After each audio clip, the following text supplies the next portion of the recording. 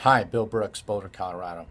Wanted to give you some insight as to how to get a payment plan set up with the IRS. Some of the things to consider now. The IRS has a streamlined program on their website, irs.gov, for amounts under $50,000, and if you're a business with payroll taxes, under $25,000. So it is possible that you can set up your own payment plan on that irs.gov site.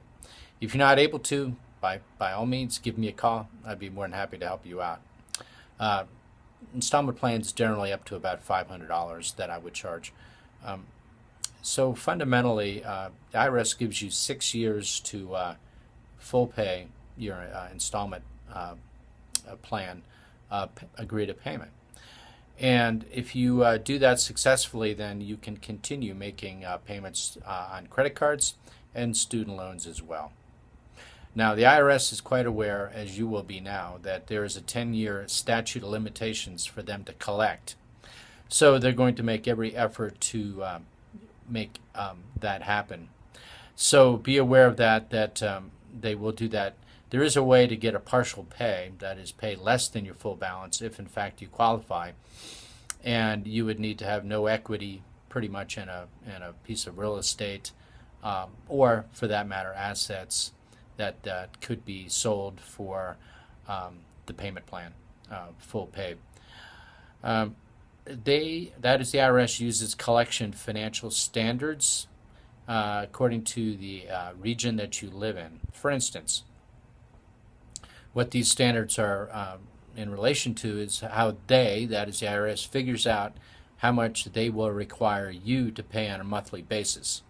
And it really has no bearing on what your particular income is, less expenses. Now, keep in mind that you may need to furnish them that income and expenses as well. And if your disposable income, that is after your actual expenses, is greater than the collection standard amount, they will of course go with the higher amount. They will require for you to pay as much as they can get from you. So it takes a little bit of thought regarding how you go about setting up a payment plan with the IRS. The collection of financial standards includes, which is a table amount, by the way, includes things like food, housekeeping, travel, rent, things like that. I figured out the collection amount for my area, Boulder, Colorado, and for an individual, for food, housekeeping, apparel, personal care, etc., is $583. For a couple, $1,192. For transportation, $290 for one car, $580 for the second car.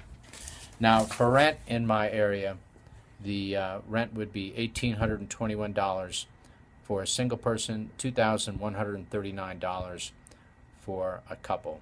So if you add up all these items, you will arrive at $2,694 for a single, $3,811 for a couple.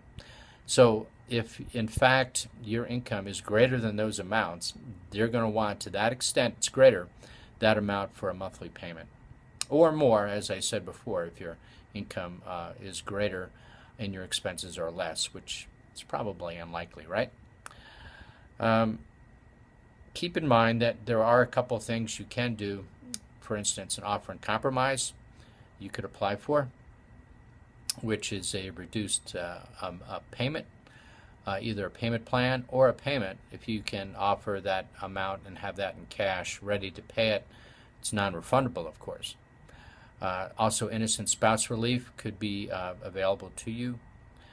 And, of course, if you do mail in your installment plan proposal, you will do it on Form 9465.